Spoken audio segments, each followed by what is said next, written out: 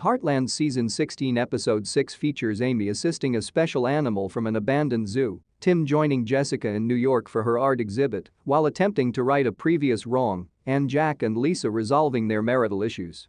When Amy received a critical call from Parker, she was riding with Logan across the grounds of the youth center at the beginning of the episode.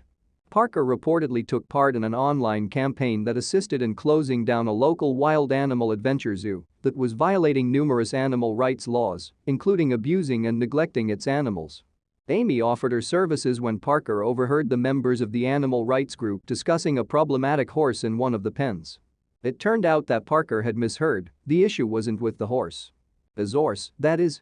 Yes, it is a hybrid of a horse and a zebra. Amy was able to approach the animal closely enough to attach a bridle, despite the fact that it wasn't quite a horse. In the heat of the moment, she also requested that the animal be sent to Heartland rather than one of their sanctuaries so Amy could work with the zorse and find him a new home herself. The animal rights activist concurred, and Heartland acquired a new exotic animal as a result. The zorse, however, was unlike any other animal Amy had ever worked with, so she had her work cut out for her. Yes, it has a horse-like appearance, but it also has zebra, a wild animal she is unfamiliar with. On top of that, the animal was at best fearful due to years of abuse and lack of training. Amy was therefore at a loss for how to win the zorse's trust. She first gave the zorse some room and worked with Logan on some research. Additionally, she thought about a variety of choices for what to do with the zorse, including donating him to Colette, a horse collector who Amy had collaborated with in Season 13, or putting him with the herd of wild horses. However, none of the choices felt natural. Things weren't looking good when Amy was having trouble training the zorse, and he charged at a nearby standing Parker since she was ready to mount her horse Mickey. But the zorse appeared to be more at ease after Finn removed its hooves. And Logan sarcastically posited the ideal location for the zorse.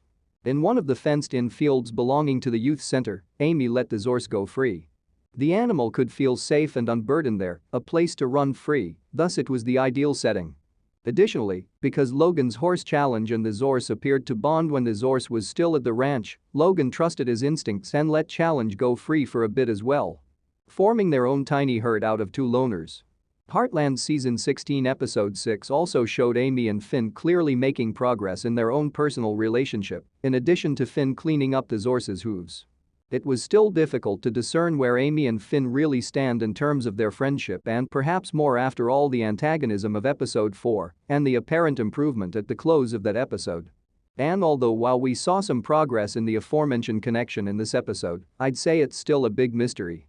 When Amy and Logan were riding at the youth center at the beginning of the episode, Clint approached them and presented Amy with the estimate the farrier had given him for reshoeing every horse there. Given that the cost was fairly high, Amy advised Clint to contact Finn, a farrier friend of hers.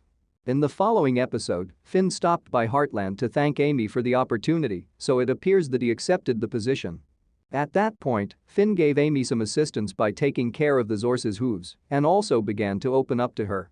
This brief exchange seemed to provide some light on Finn's current situation this season because it implied that Finn is torn between two worlds and attempting to determine which one he belongs in.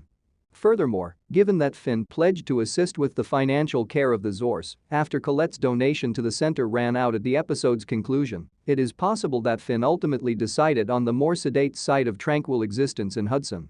But whether it is indeed the case, we'll have to wait until later. And given that we are aware that the actor who portrays Finn unfortunately died before Season 16 of filming could wrap up, I worry that in the end, Finn will go back to his life in Saskatchewan. In either case, I'm excited to see how the Amy and Finn tale develops and concludes. Jessica learned that her old buddy Ezra is organizing an art exhibition of Jessica's photographs in a New York gallery in Episode 4. She also requested her husband Tim to accompany her because she was so anxious about the whole situation. Tim reflected on his relationship with his own son Shane after assisting in the reconciliation of a father and son in Episode 5.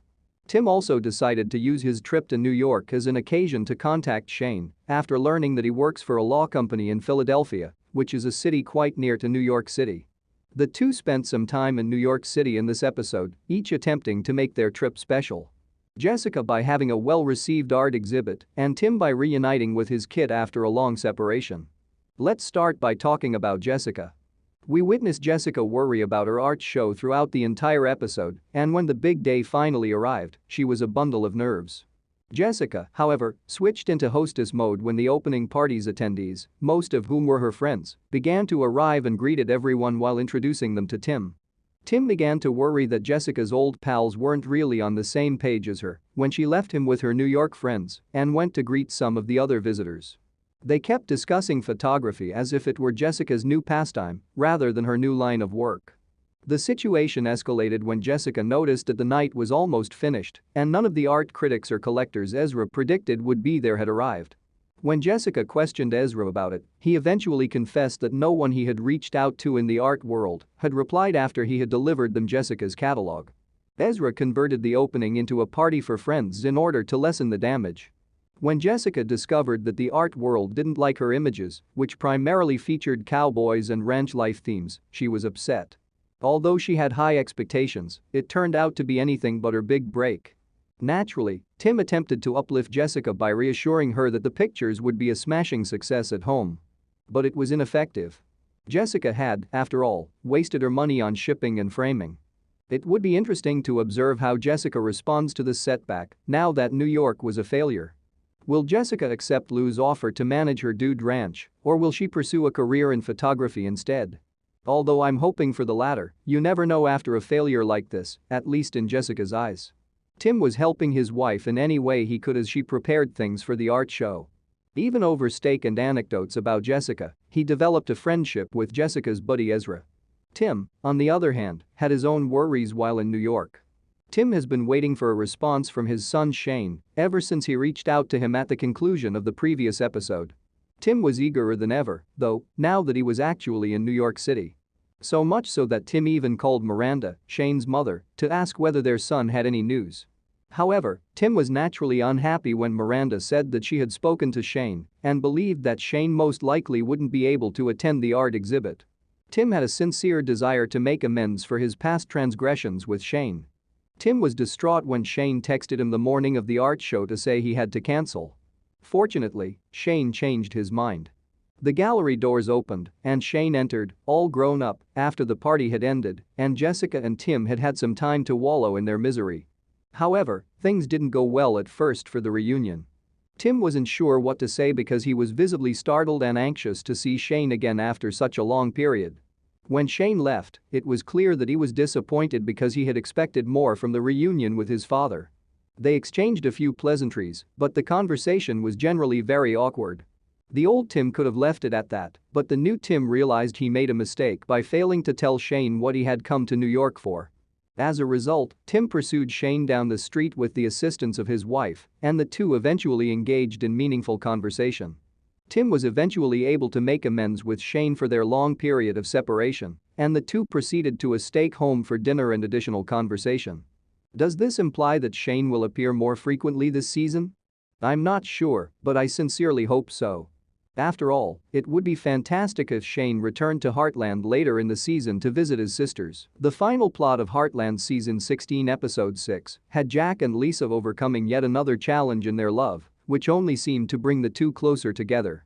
We already saw Lisa and Jack argue in the last episode, with Lisa believing Jack wasn't supportive of her aspirations and Jack simply feeling sad that Lisa needed to leave again so soon after returning from her previous trip. At the conclusion of episode 1605, the two came to a resolution, but in this episode, there seemed to be greater tension between the two.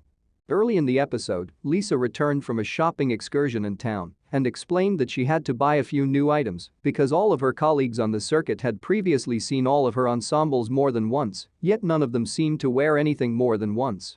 Jack, understandably, couldn't believe that the other individuals involved in the horse racing industry would care so much, but Lisa clarified that in order to represent the best horses, you must also portray yourself in the best possible light. When the conversation came to an end, Jack expressed his desire to be with Lisa and witness her beauty. However, Lisa paid no attention to Jack's comment, which appeared to irritate Jack. Therefore, we observed the two presumably moving in distinct directions throughout the entire episode. Lisa was discussing how thrilled she is to share images of the zorse with her circuit pals while packing for her upcoming trip. Bid organizing his daily activities at home, including traveling to the fishing cabin for a while. Jack Additionally, Jack's apparent belief that Lisa had suddenly transformed into a sophisticated upper-class woman and wouldn't care for a say at their fishing cabin because it was a little worn out didn't help. Before Lisa left, Jack did make an effort to convince the two of them to go out to dinner. But when Logan and Parker decided to stay for dinner, everything came to a screeching halt. Jack then declared that Lisa would be overextending herself if she had to prepare dinner for the family before the two of them left for their dinner. Parker was ultimately responsible for persuading Lisa and Jack to stop dodging one another and start a dialogue. Parker noticed that Jack and Lisa weren't getting along, so she asked Amy to handle supper for the rest of the family while she set up a special table for them in the loft. And it came out that Lisa and Jack were misinterpreting one another once more. When Jack observed Lisa doing so much buying and packing, he mistook it for joy and assumed Lisa was eager to return to her job. Lisa was actually terrified to leave her house. While Jack's actions gave Lisa the impression that he didn't want to hang out with her. Fortunately, the two were able to resolve their differences, and towards the conclusion of the episode, we saw them enjoying some white wine while fishing in the ranch's pond. Lisa made a grand romantic gesture to Jack to let him know how much she missed him while she was away.